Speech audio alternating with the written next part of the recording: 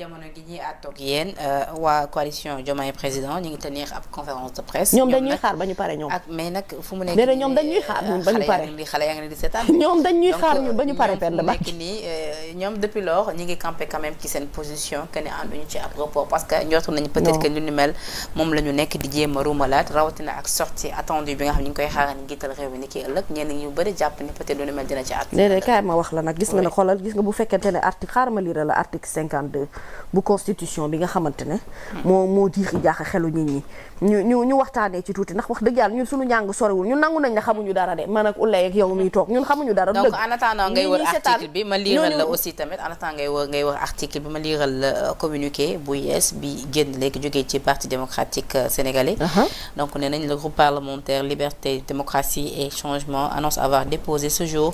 une proposition de loi portant sur le report de l'élection présidentielle initialement prévue pour le 25 février 2024. Cette proposition de loi, conforme aux demandes de l'ensemble des fédérations du Parti démocratique sénégalais, de nos alliés et de millions de Sénégalais, s'inscrit dans notre volonté de préserver l'intégrité et la transparence du processus électoral sénégalais. Notre démocratie et nos institutions ont été complètement discréditées par la récente décision inacceptable et arbitraire d'un conseil constitutionnel sujet à soupçon. Notre initiative parlementaire est motivée par les nombreux incidents et contestations qui ont faussé le processus électoral, mettant en lumière de graves dysfonctionnements dans la gestion des parrainages et du fichier électoral et plus encore avec l'élimination arbitraire de candidats. Ces graves manquements en tout cas seen communiqué bi daal moom daa mujjee gudd sax donc nag fi ñu tënkee fi ñu tënkee nee nañ le groupe fi ñu tënkee nee nañ le groupe parlementaire Liberté, Démocratie et Changement appelle tous les parlementaires à soutenir la proposition de loi en faveur de ce report. kon fu mu ne nii daal ñoom ñi ngi campé kon. waaw léegi dama bëgg waa parti démocratique sénégalais xam dara ci li leen ndeysaan waa ji rawee lu bari et que ñoom j'ai l'impression que lépp lu ñu amoon ci intelligence politique mu ngi leen di commencer. nee nañ un report de 6 mois au maximum de 6 mois. ma ne kenn puusul paasul ñun reporté wuñu un rond. tous ñebe muy buti duñ ko fi def fii ci réew mi lu dul tenir ay élections yoo xamante ne dañ koy voter le 25 février ci kattanu yàlla. yàlla décidé non parce que xam nga lan la parti démocratique sénégalais il faut ñu arrêter. li ñuy njëkk a arrêter mooy ñu comprendre ni l'heure est grave. ndeysaan mais c'est moi je me demande où est maître Abdoulaye Wade dans tout ça parce que man je ne vois plus le génie de ce parti politique qui est un parti traditionnel. xam nga lan la beneen bi ci topp mooy Oulaye may ma rek. bilaay may ma rek boo ma këfee fii rek du baax. beneen bi ci topp mooy. xam nga lu ma bëgg a wax Oulaye ak lu ma bëgg a wax Penda lu ma bëgg a wax internautes yi nga xamante ne ñoo ñuy seetaan sur Sénégal 7 mooy ne genre politicien yii moo caduc te moom la ñu bëgg a tuur. On ne veut plus dans ce pays de politiciens qui ne réfléchissent et qui n'agissent que pour leur propre compte. Des gens qui sont là que pour leurs propres intérêts. Dama ne, à aucun moment aujourd'hui le Sénégal va accepter que lu fi mësuta am ci réew mi de 1960 à nos jours ci bu ñu juddoogul ba ñun ñu juddu ba tala dox ba tala màgg ba jàng wax ba mën a toog fii di faram-fàcce ñu war a mën a nangu ñu naan dañuy reporter ay élection Sénégal du fi am. benn raison donc nga war a mën a tax élection ñu koy reporter du ma ko wax damay bàyyi sama doom day bu paree moom mu ñëw foofu directement mais PDS nañu xam ni li ñu leen rawee ci wàllum politique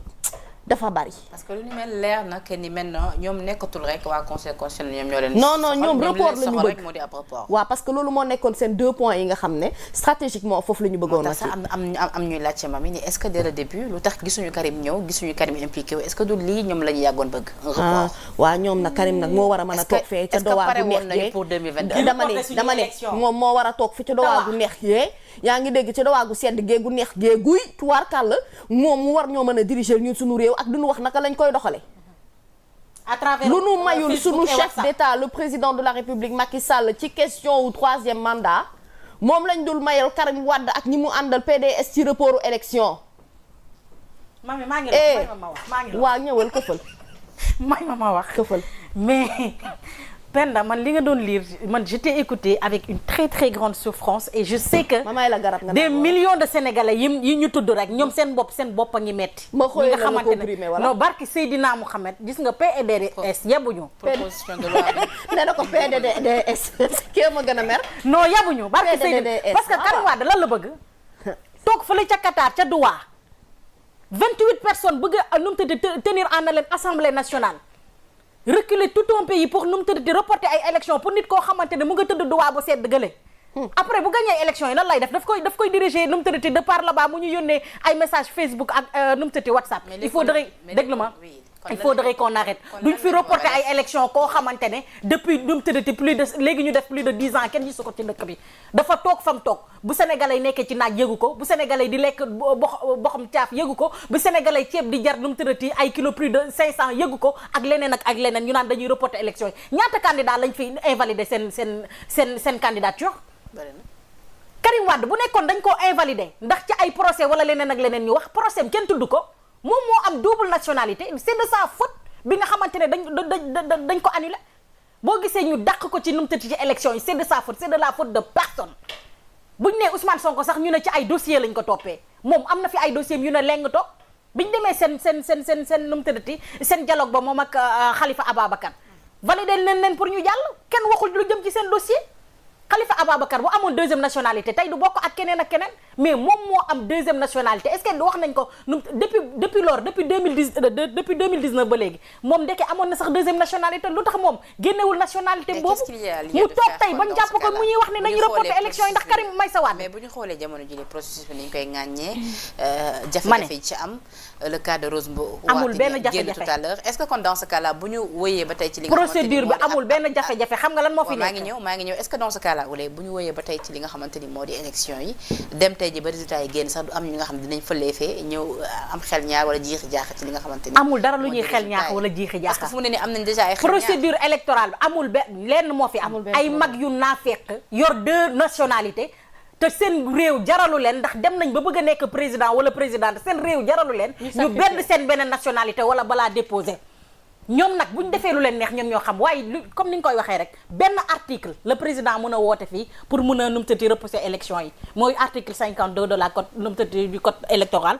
pour crise institutionnelle te je ne pense pas que mami dafa am crise institutionnelle yëguma ko kay nag on va interroger l'histoire gis nga fii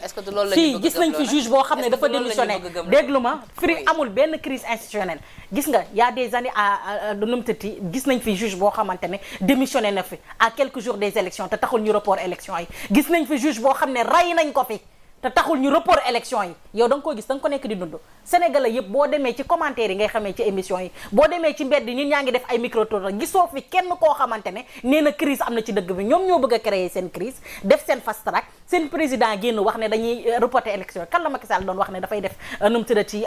point pour nu mu tuddati joxe avem ci élection yi di ñëw moom bokkatul Karim bokkatul ñaar ñu bokkatul nag mënuñoo numtërati lëkkaloo bëgg a tenir en haleine Sénégal. kon dans ce cas là lan la président war a wax ak askan wi ni ki ëllëg. lan lay wax ak askan wi ni ki ëllëg xanaa mu ne ay ñooñoom damaa bëgg ngeen régler. parce que xam nga. te ngeen respecté suñu institution yi. 7 charges yoo xamante ne man maa leen tànn wóolu leen moo tax ma teg leen fa xam nga xanaa ñoom dañoo bëgg ne tànneefu Macky Sall numtërati du tànneef bu baax ñoom ñoo óolu Macky Sall. Macky Sall óolu ay nit tàll leen teg leen ñoom seen conseil constitutionnel seen 7 charges yooyu ñoo leen fa teg du peuple sénégalais moo leen fa teg du opposition moo leen fa teg du Amadou Ba moo leen fa teg ñoom ñoo fa teg seen nit ñooñu ñu saytu li ñuy saytu génn seen i résultats kon bu génnee na ne waa PDS yooyu nga xamante ne léegi ci njabootam la bokk te njabootam la mu sa bokk sax sénégalais la ñuy numtati wërandoo di bëgg leen a fooyee ak waa APR yooyu ne leen ñu réglé mu neex leen mu naqari leen nañ dem campagne yi ndax gars yi commencé nee na Bassirou Diomaye yaa ngi noonu nu mu tëddati teg point de presse am ñeneen ak ñeneen ñu ngi commencé à minuit dañuy commencé nu mu tëddati li nga xamante ne mooy campagne et d'ici 15 jours on va voter. bu génnee nag loolu rek la mën a wax amul benn crise. dafa am crise institutionnelle parce que dafa am ay faits yu yees yu jaaxal ni ci Ouleye bu ñu xoolee ni bu ñu si seetlu ba tey bu ñu gisee ni président musta wax ak askan bi rawatina à midi. mais ñooñam mooy sonal nit ñi moo tax mu bëgg a génn pour wax. rawatina à midi bi nga xamante ni moom la tànn pour waxante ak askan bi campagne bi war a commencé ni tey ci minuit 24 heures fii ak campagne bi Amadou Ba tey gisaguñu mooy mu publier. xam nga lan la président di wax lu ni mel aussi tamit. soit mu changer de candidature ndax ñëpp xam nañ ne c'est pas le grand temps moo wax avec nu mu ci ki nga xam ne mooy Amadou Ba ne léegi bu leen votel Amadou votel leen Boun Abdallah Dionne wala keneen ak keneen soit mu ne waa PDS mi nga xam ne ci njabootam lañ bokk ak waa APR damaa bëgg ngeen régler te dem campagne yi te xam ne ñeneen yaa ngi campagne yi boo leen fi nekkee bëgg a divertir nit ñi sénégalais kenn mënatu leen divertir ñu ngi focus nekk ci leneen ñoom ñoo fi nekk di appel à nu mu tëddee l'insurrection di appel fële ku ci nekk ñu suñu yoon nekku ci Rose Wardini nekk ci kaso bi terewul élection yi am keneen nekk ci kaso bi terewul élection am seen enquête boobu ñu déroulé et comment on peut être nu mu tëddee juge et partie ñoom waa PDS ñoo teg seen bureau d'enquête ñoom ñoo ca siégé. Parce comment on peut être juge et partie. Oui, parce que ci ba pare bëgg a gëmloo nit ñi ne mais. ci conférence de presse bi nga xamante ni jamono ji ñu tenir émission mi ngi am ñeel coalition Diomaye 2024 ñoom li ñuy wax moo di ñoom jàpp nañu ni ëllëg président dina wax ci li nga xamante ni moo di un éventuel report ba noppi itam nee nañu ñoom ki seen gis-gis nee nañu Macky prépare un coup d'état constitutionnel ñoom waa coalition Diomaye. mais bu ko defee day def coup d'état constitutionnel. Aujourd'hui si Macky Sall reporte ces élections là mais dina def loo xamante ne xam nga dina yàq woyam ba keroog muy dee ndax Macky Sall li mu fi yàq moo bëri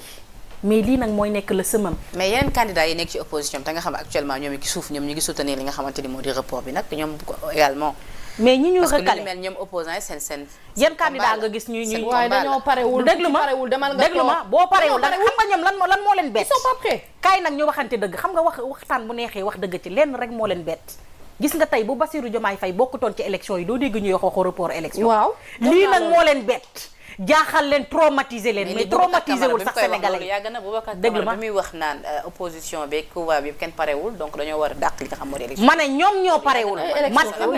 yow ñan ñoo xam nga il faudrait que ku ci mel ni Mimi Touré magum jëmm bu toll ni moom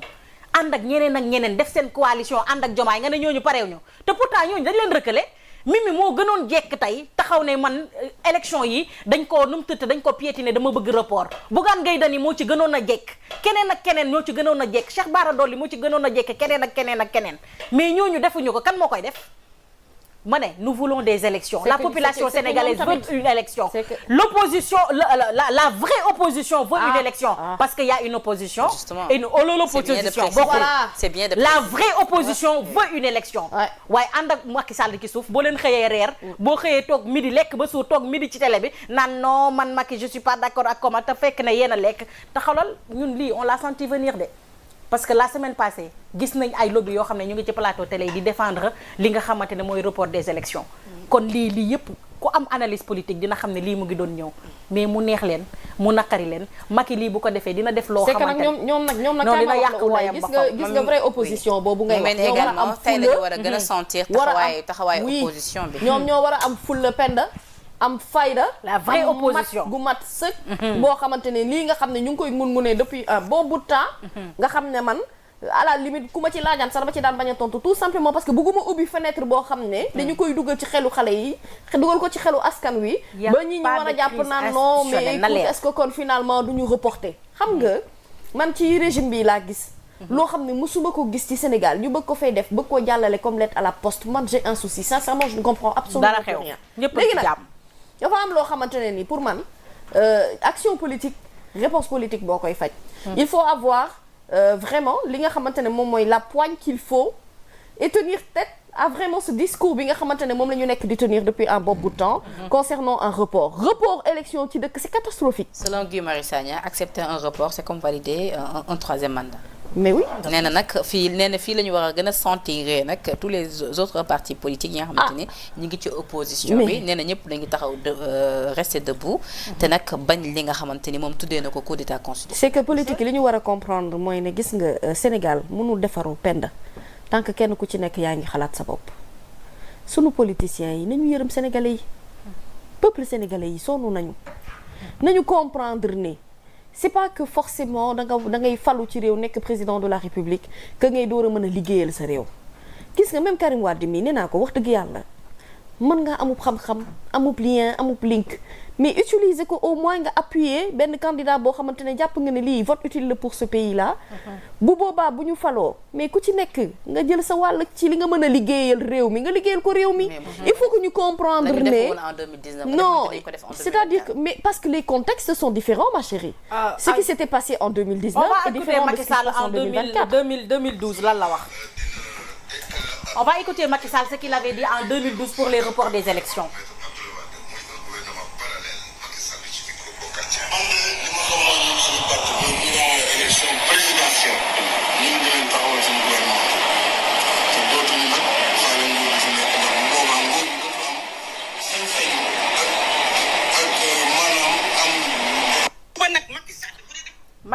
qu'est-ce qu'il avait dit en 2012 excuse-moi. Il avait dit en 2012 que ne bu ñu naree reporter élection yi bu ko Wade naree reporter dafay def li nga xamante ne moom mooy l'autre la gouvernement parallèle. Et pourtant c'est ce que l'opposition lui a répondu. Et pourtant 2012 moo gënoon jax téeméer junni yoon instant bi. Ah oui, kon il faudrait qu'ils arrêtent. Bah vas-y, excuse-moi. Non mais c'est clair. si loolu chiffre la loolu chiffre la mami may na ma ko wala mami c'était pour conforter la lay indi rek voilà dama la doon conforter rek parce que bu fekkee sama xarit la ñoom dañoo